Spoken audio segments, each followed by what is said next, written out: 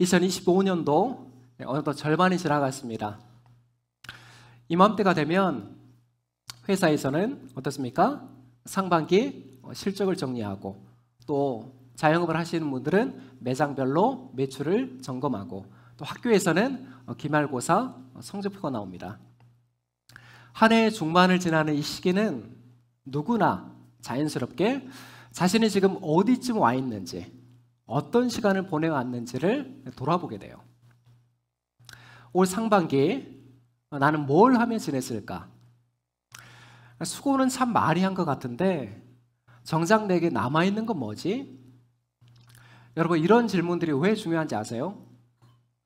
단순히 어떤 성과를 따지는 것을 넘어서 우리 삶의 근원적인 방향을 묻는 그런 질문이기 때문이에요. 남들보다 비교적 많은 걸 이뤘음에도 이상하게 마음 한구석이 허전하다고 말하는 사람이 있습니다.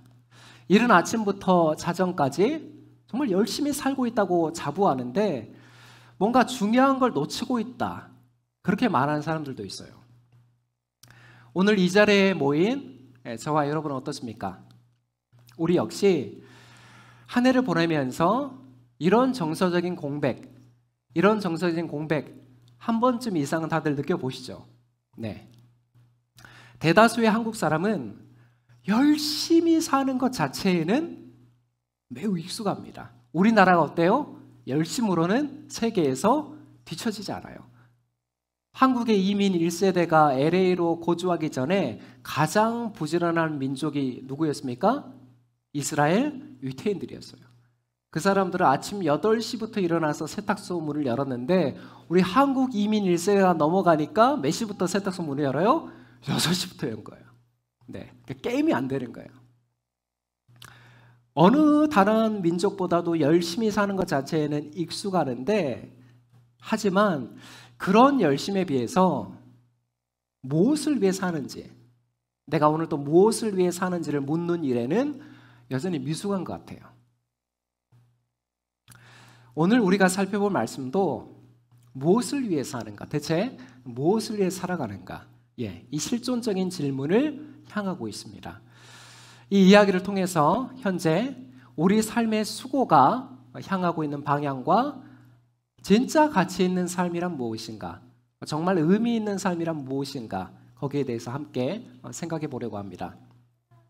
반년의 수고 무엇을 남기셨나요? 첫째는 인간은 모두 무엇인가를 쌓으며 살아간다입니다. 인간은 모두 무엇인가를 쌓으며 살아간다. 우리 13절에서 15절 말씀 다시 한번 함께 읽도록 하겠습니다. 시작.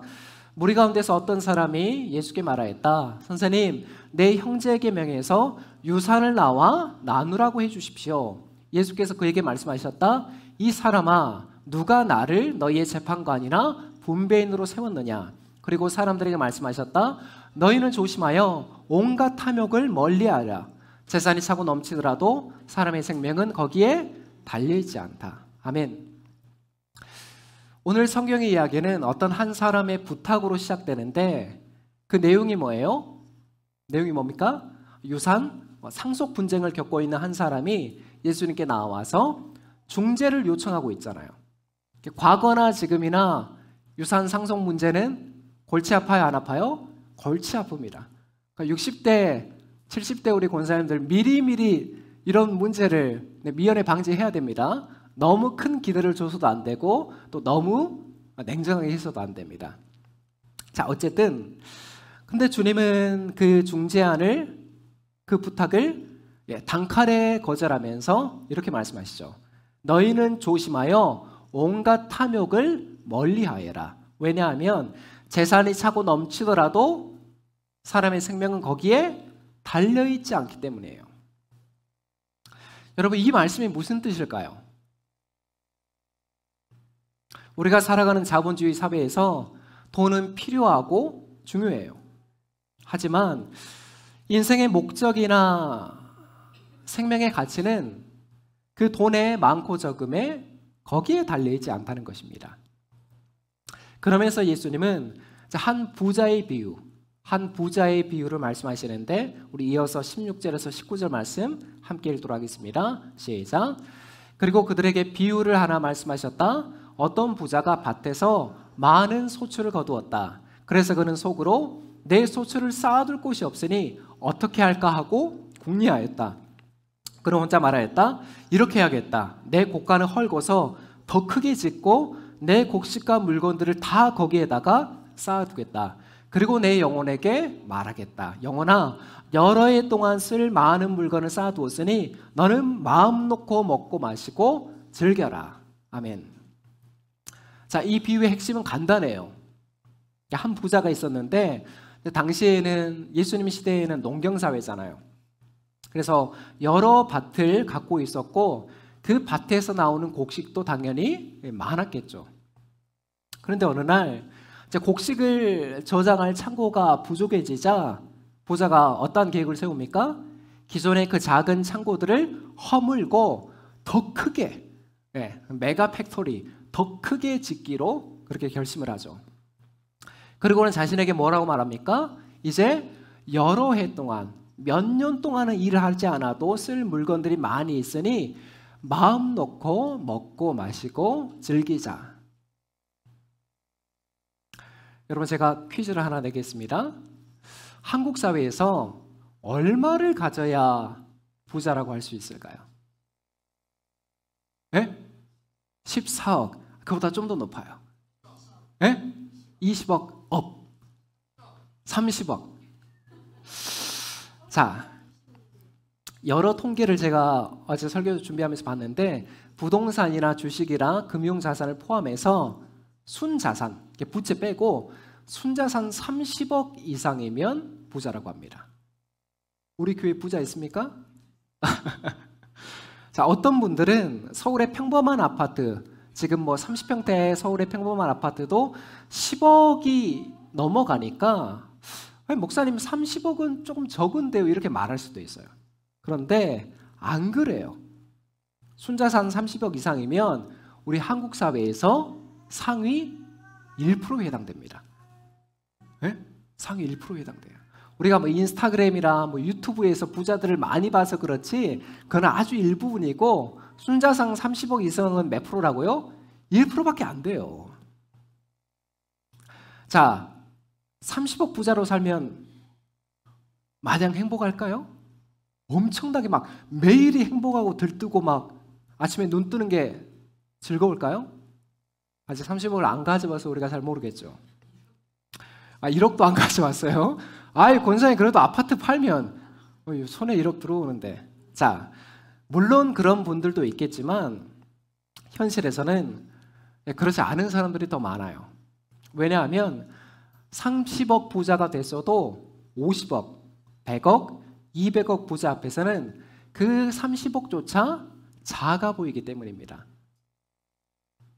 알다시피 사람의 욕망에는 끝이 있어요, 없어요? 끝이 없습니다. 비교가 시작되면 내가 누리고 있는 만족은 사라지고 오히려 갖고 있는 만큼 더 큰 결핍을 느끼게 되는 거예요. 우리가 너무나도 동경하는 서울의 한 30억대 아파트를 이사 갔어요. 그래서 이제 지하에 주차장에 차를 딱 끌고 내려갔는데 나는 이제 성공의 기준 그랜저를 끌고 내려갔는데 지하 주차장에는 페라리가 있고 람보르기니가 있고 부가티가 있고 막 그러면 어때요? 내가 가난해 보이는 거예요. 평범한 서민들은 꿈꿀 수 없는 삶인데 그 상대적 비교 때문에 나는 그들만의 세계에서 또 부자가 아닌 거예요. 자, 그렇다면 인간은 왜 그렇게 쌓는 삶, 뭔가를 쌓아가는 삶을 지향할까요? 지금도 충분한데 왜 더 많이 가지려고 하고 그 많은 것을 누리면서도 여전히 불안을 느끼는 걸까요? 그런 생각 안 해보셨어요? 여러 심리학자들은 이런 상태를 존재 불안이라고 부릅니다. 뭐라고요? 존재 불안. 우리 인간의 내면의 깊은 곳에서는 아무리 많은 것으로 채우려고 해도 채워지지 않는 공허함이 있어요. 그래서 우리는 그 공백을 메우려고 돈이나 학위나 외모나 또 사랑하는 연인이나 또 또 인스타그램 팔로워 같은 그 외적인 성취에 집착하게 되는 거예요. 그러나 문제는 그러한 성취들로 잠시 어느 정도 우리가 만족과 위로는 얻을 수 있지만 결국 우리 마음속에 깊은 허전함은 사라집니까? 그게 완전히 다 채워질까요? 그렇지 않아요. 오히려 더 많은 것을 가질수록 그것을 잃을까 봐 불안해하고 더 큰 것을 갈망하게 되는 것이 인간의 심리입니다. 그렇게 우리는 끊임없이 뭔가를 쌓아가면서 동시에 불안을 품고 살아가는 그런 모순적인 존재라는 거예요. 바로 이 지점을 향해서 오늘 예수님이 말씀하십니다. 사람의 생명이 그 소유의 넉넉함에 있지 않다. 자, 지난 상반기에 우리가 무엇을 쌓으며 보내왔는지를 좀 돌아봐야 될 텐데요. 단지 나도 하나님을 믿지 않는 사람들처럼 소유만을 추구하는 삶이었는지, 아니면 하나님의 형상대로 지음받은 존재로서 그런 남다른 삶을 추구했는지를 오늘 말씀을 통해서 우리의 삶의 방향을 다시금 점검하는 그런 시간이 되기를 축복합니다. 반년의 수고 무엇을 남기셨나요? 둘째는 부자가 준비하지 못한 한 가지입니다. 앞서 본 대로 부자는 쉽게 그 자리에 올라선 게 아닙니다. 아침 저녁으로 누구보다 성실하게 일했고 그 결과 풍성한 수확으로 많은 곡식 창고를 세울 수가 있었죠. 부자의 열심을 우리가 결코 폄하해서는 안 되는 거예요. 이와 같은 성실과 근면은 성경에서도 어떻습니까? 네, 칭찬하는 덕목이기 때문에 그 자체는 잘못이 아니라는 거예요. 네, 그 자체는 잘못된 게 아닙니다. 문제는 뭐예요? 그 부자가 쌓은 것들이 누구를 위해서, 무엇을 위해서 준비한 것인가, 그거예요. 그 부의 방향, 그 부가 쓰여지는 목적이라는 것이죠. 부 자체가 잘못된 것이 아닙니다. 더는 곡식을 쌓을 곳이 없으니까 작은 창고를 헐고 더 큰 창고를 지어야겠다. 예. 그러면 이제 여러 해 동안 나는 땡가땡가 먹고 놀고 쉴 수 있겠구나. 여러분, 이 말 속에는 평소 부자의 인생관이 고스란히 드러나 있는 것입니다. 그가 지금껏 열심히 쌓아온 수고의 열매는 결국 누구만을 위함이에요? 네? 오직 자기 자신만을 위한 것이고, 먹고 마시고 즐기는 삶은 그의 인생의 목적이 어디에 있었는지를 여실히 지금 보여주고 있는 것이죠. 부자는 미래를 위해서 철저히 준비했다고 자부했지만 결정적인 한 가지를 준비하지 못했는데, 우리 20절 말씀 함께 읽도록 하겠습니다. 시작. 그러나 하나님께서 말씀하셨다. 어리석은 사람아, 오늘 밤에 내가 내 영혼을 내게서 도로 찾을 것이다. 그러면 내가 장만한 것들이 누구의 것이 되겠느냐. 아멘. 자, 우리 속담에 다 된 밥에 뭐 뿌린다는 말이 있습니까? 다 된 밥에 재 뿌린다는 말이 있는데, 지금 하나님의 말씀은 아예 상을 뒤엎는 수준입니다. 재를 뿌리는 정도가 아니에요. 여러분, 부자가 준비하지 못한 결정적인 한 가지가 뭐였습니까? 돈보다, 소유보다 중요한 영혼의 문제, 구원의 문제에 있어서는 아무런 준비가 되어 있지 않은 거예요. 이 대목에서 오해하지 마십시오. 부자의 진짜 문제는 돈이 아니라 애초에 삶의 목적, 인생의 방향이 잘못 설정되어 있었던 거예요.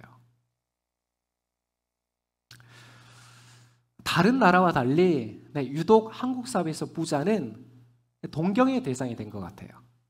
한때 어느 카드 광고에서 나왔던, 여러분 그 김정은 씨죠? 여러분 부자 되세요. 기억나시나요? 그 광고가 지금까지도 국민 덕담으로 쓰이고 있잖아요. 그런데 여러분, 부자의 삶을 우리가 너무나 부러워할 필요는 없습니다. 지난주에 유퀴즈 300회 특집 혹시 보셨나요? 네, 거기 이효리 씨, 이효리 씨가 나왔습니다. 이효리 씨가 다른 연예인들과 다른 그런 차이점이 뭐예요? 데뷔 때부터 지금까지도 그야말로 슈퍼스타, 최정상의 자리를 지키고 있는 거의 유일한 여자 뮤지션, 여자 솔로 가수입니다. 그런데 그녀가 유퀴즈 촬영 중에 눈물을 흘리는 장면이 있었습니다. 제가 다 봤거든요. 그게 뭐였냐면 자기는 27년 동안 최정상의 자리를 지켜왔는데 그 27년 동안 마냥 행복하지 않았고 늘 얼음판 위를 걷는 것처럼 조마조마한 삶을 살았다는 거예요. 여러분 이해되세요? 남들이 동경하는 최정상에 있었는데 자기는 너무나도 조마조마한 삶을 살았다. 흔히 요새 나락간다고 그러잖아요. 탑스타들도 말 한마디 잘못하면 한순간에 나락간다.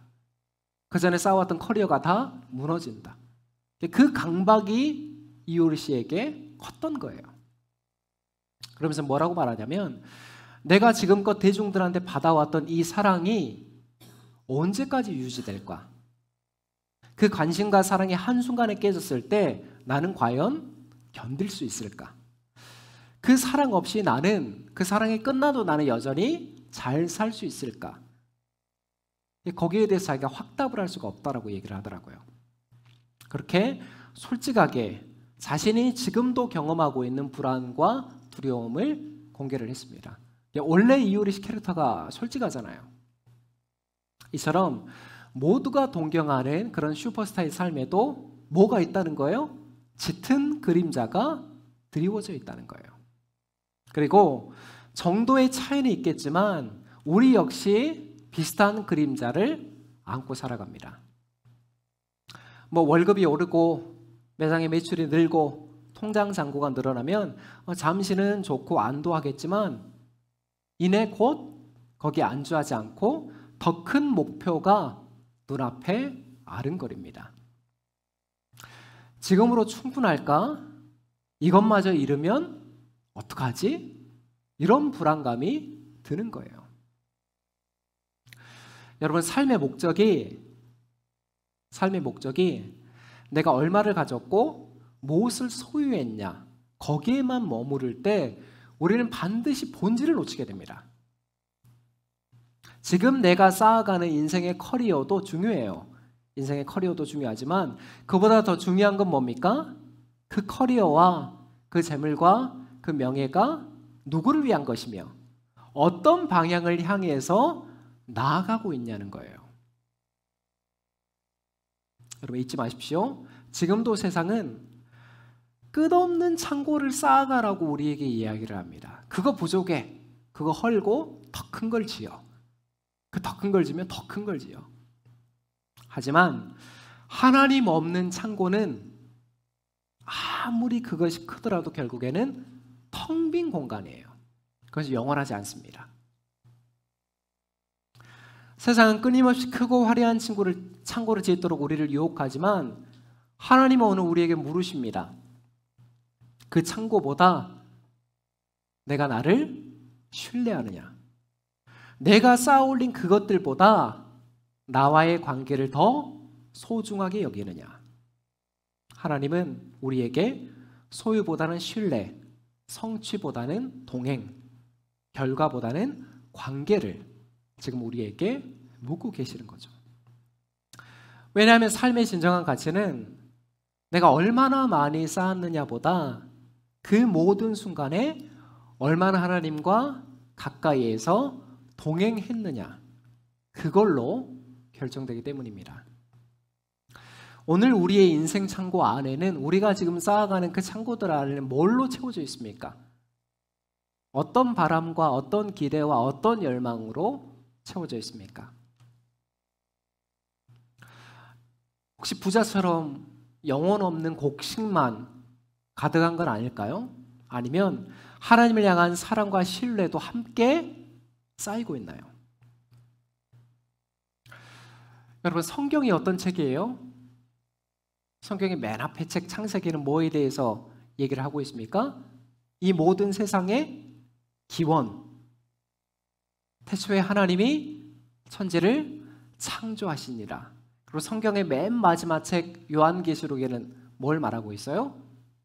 새 하늘과 새 땅이 이 땅으로 내려오는, 인류의 마지막 종말에 대해서 이야기를 하고 있어요. 종말이 두 가지 의미가 있습니다. 먼저 개인의 종말이 있죠. 개인의 종말은 뭐예요? 우리가 질병이나 노화로 우리의 숨이 끊어지는 것이 개인의 종말입니다. 그리고 이 시대의 종말은 뭡니까? 예수님께서 다시 재림하실 때 이 세상의 시계는 거기에서 멈추게 되는 거예요. 그래서 크리스천들은 종말을 인식하며 살아가는 사람들이에요. 근데 오늘 부자에게 종말에 대한 인식이 있었습니까? 없었잖아요. 네가 그 쌓아올린 그 수많은 창고들, 그래 대단하다, 그래 축하한다. 그런데 오늘 내가 이 저녁에 네 생명을 걷어가면 네가 쌓아올린 그 많은 것들이 누구의 것이 되겠느냐? 거기에 대한 질문, 답이 크리스천에 있어야 돼요. 그래서 저는 올해로 제가 투병 20년 차잖아요. 정말 죽음의 바닥까지도 저는 갔다 온 경험이 있기 때문에 그런 생각들을 자주 해요. 오늘 저녁이라도 하나님이 나를 부르시면 나는 하나님 앞에 섰을 때 떳떳하지는 못하더라도 부끄럽지는 않을까? 그 종말에 대한 인식이 크리스천들에게는 오늘도 있어야 된다는 것입니다. 오늘 하나님께서 우리를 부르신다면 여러분 준비가 되어 있습니까? 태어난 날도 우리가 정할 수 없고 죽는 날도 우리가 정할 수 없습니다. 하나님이 정하시는 거예요. 하나님께 대하여 부요한 삶, 그것이 오늘 예수님께서 우리에게 가르치시는 진짜 성공의 길, 진정한 행복의 길이라는 것입니다. 반년의 수고 무엇을 남기셨나요? 마지막은 그럼 진짜 부요함은 무엇인가? 진짜 부요함은 무엇인가? 우리 21절 말씀 우리 함께 읽도록 하겠습니다. 시작. 자기를 위해서는 재물을 쌓아두면서도 하나님께 대하여는 부요하지 못한 사람은 이와 같다. 아멘. 이제 예수님께서 비유를 마무리하시면서 겉보기에는 풍족해 보였던 그 부자의 실상이 아무것도 준비되지 않은 참으로 가난한 삶이었음을 지적하십니다. 자, 그렇다면 성경이 말하는 부요함, 그 부요함의 기준과 정의가 뭘까요? 사진 한번 띄워주십시오. 화면에 보이시는 분들 다들 아시죠? 누구십니까? 지난 4월 4일 윤석열 전 대통령의 파면 선고를 내렸던 문영배 전 헌법재판소 소장 권한대행입니다. 됐습니다. 참고로 문 전 재판관은 아주 힘겨운 어린 시절을 보낸 걸로 유명해요. 1965년 경남 하동에 가난한 농부의 3남 1녀 중에 장남으로 태어났습니다. 그래서 중학교까지는 친척에게 그 낡은 교복과 교과서를 물려받아서 공부를 했고, 고등학교 시절에는 끝까지 다 공부를 못 마칠 뻔했는데 그때 그의 인생을 바꾼 독지가를 만나게 돼요. 독지가. 사진 한번 보여주십시오. 이 문영배 재판관에게 장학금을 줬던 독지가가 그 유명한 김장하 선생. 김장하 선생인데 이분의 후원을 통해서 대학교 4학년까지 장학금을 받고 결국 법관의 길에 오를 수가 있었던 것입니다. 됐습니다. 참고로 김장하 선생은 경남 진주에서 제가 알기로 19살 때부터 이제 한약방을 운영하면서 어려운 이들을 많이 도왔던 그런 독지가입니다. 39살이던 1983년에는 당시 돈으로 100억이 넘는, 지금 돈으로 하면 한 2천억 정도가 됩니다.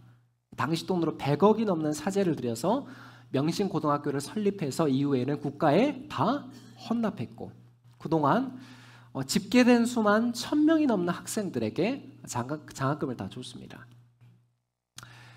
문영배 재판관이 이제 법관이 된 이후에 김장하 선생께 고맙다고 인사를 하러 갔더니 그때 했던 말이 참 유명해요. 어떤 말을 했냐면, 자기는 이 사회에 있는 것을 너에게 주었을 뿐이니 나한테 고마워할 필요가 없다. 그러면서 혹시 뭔가를 갚아야 된다고 생각되면 이 사회에 갚아라. 이 사회의 일정 부분 환원해라 이렇게 말씀을 하셨습니다. 김장하 선생의 삶은 우리에게 참 많은 것들을 생각하게 합니다. 어른 김장하라고 책도 나와 있고 또 MBC에서 만들었던 다큐멘터리도 지금 나와 있습니다. 시간 되실 때 한 번씩 보시는 걸 추천드립니다. 김장하 선생은 큰 자산을 가졌죠. 이분도 어렸을 때 아주 가난했거든요. 한약방을 운영하기 전에는 어떤 한의원에 거의 머슴살이를 할 정도로 아주 되게 가난했었습니다. 하지만 큰 재산을 일궜고 그런 재산을 가졌지만 자기 자신만을 위해서 쌓지 않았다는 거예요. 오히려 더 많이 비워내고 나누면서 오랜 시간 수많은 사람들의 인생을 살리는 그런 통로가 되었던 것입니다. 그리고 이러한 삶이 바로 오늘 성경이 우리에게 말하는 부요함의 본질입니다. 부요함의 본질은 뭐예요? 나 혼자 독식하는 것이 아니라 어떻습니까? 나누는 것입니다. 나누는 것. 그러니까 김장한 선생의 명언도 뭐였어요? 다시 한번 띄워주실래요? 뭐라고 나와 있습니까? 돈은 똥이다. 모아두면 악취가 나지만 흩어뿌리면 거름이 된다. 오늘 예수님께서 말씀하신 부요함의 본질도 마찬가지예요. 부요함은요, 단순히 통장의 잔고나 내가 갖고 있는 재산 목록을 뜻하지 않습니다. 부요함은요, 결코 숫자로 계산되지가 않습니다. 내가 얼마나 벌었느냐보다 무엇을 위해 써왔느냐, 내가 얼마나 소유했느냐보다 누구를 위해 사용했느냐, 내가 어떤 삶을 살아왔느냐보다 누구와 함께 걸어왔느냐, 하나님과의 관계 안에서 그분의 뜻을 따라 살아가고 내 삶을 이웃과 함께 나누는 태도, 바로 그것이 하나님께 대하여 부요한 삶입니다. 사랑하는 팔로 가족 여러분, 오늘 말씀을 통해서 하반기의 삶을 도전받기를 권면합니다. 세상 사람들처럼 단순히 창고의 숫자만을 늘리는, 화장실 개수만을 늘리는 그런 삶이 아니라 우리에게 주신 자원들, 여러분 각자에게 주신 자원들이 있잖아요. 안 그래요? 우리가 지금 아프리카 오지에 태어났다면 우리가 지금 하고 있는 공부, 우리가 하고 있는 사업이 가능했을까요? 불가능해요. 우리는 내가 태어날 나라, 성별, 시대 아무것도 정할 수가 없습니다. 그렇기 때문에 우리에게 주신 환경들은 누구에게서 주어진 것입니까? 하나님에게서 주어졌다. 이 소명의식이 크리스천들에게는 있어야 되는 거예요.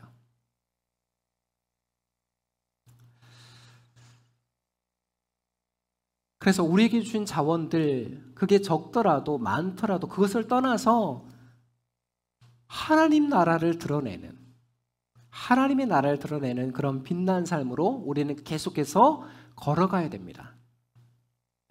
여러분, 영생의 가치를 아는 사람에게 비워냄은 결코 두려운 일이 아니에요.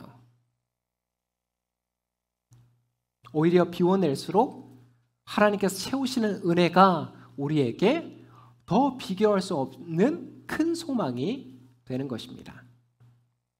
세상은 끝없이 쌓아가는 것을 성공이라고 하지만 하나님 나라는 비워냄을 통해서 더 깊은 부요함을 우리에게 경험하게 하는 것이에요. 너무나도 간단하잖아요. 아무리 맛있는 음식도 어때요? 혼자 먹는 것보다 어떻게 먹는 것이 맛있어요? 같이 나눠 먹는 게 맛있어요. 그게 인간 안에 하나님이 심겨주신 원리예요. 혼자만 독식해서 살아가는 삶이 아니라 함께 나누는 삶. 그게 거창하지 않더라도 괜찮습니다. 우리의 늘 롤 모델은 누가 되어야 됩니까? 예수님이 되어야 되죠. 예수님께서 우리를 위하여 십자가를 지셨습니다. 그 십자가를 지심으로 하나님과 원수되었던 우리가 하나님과 화목하게 되었고, 세상이 알 수도 없고 세상이 줄 수도 없는 그 부요함을 소유하게 되었습니다. 이 부유함이라는 주제에 대해서 우리가 많이 묵상해야 될 필요가 있는 것 같아요. 그렇지 않으면 그 중심을 뺏기게 돼요. 목사인 저도 마찬가지예요. 저도 마찬가지입니다. 거기서 결코 자유로울 수가 없습니다. 하지만 근원적인 질문 앞에서 정말 무엇이 참된 부유함인가? 그리고 오늘 이 저녁에 내가 주님 앞에 서더라도 나는 부끄럽지 않은 그런 흘려보내는 삶을 살아가고 있는가? 그것이 하반기를 시작하는 우리의 믿음의 여정 가운데 다시 쉼표를 찍어야 하는 그런 질문인 것 같습니다. 남은 하반기가 시작이 되었습니다. 이 기간 동안도 묵묵히 또 성실하게 믿음의 길을 걸어가는 우리 팔로 공동체 가운데 하늘로부터 임하는 그 평안과 기쁨이 충만하기를 다시 한번 간절히 축원합니다. 기도하겠습니다.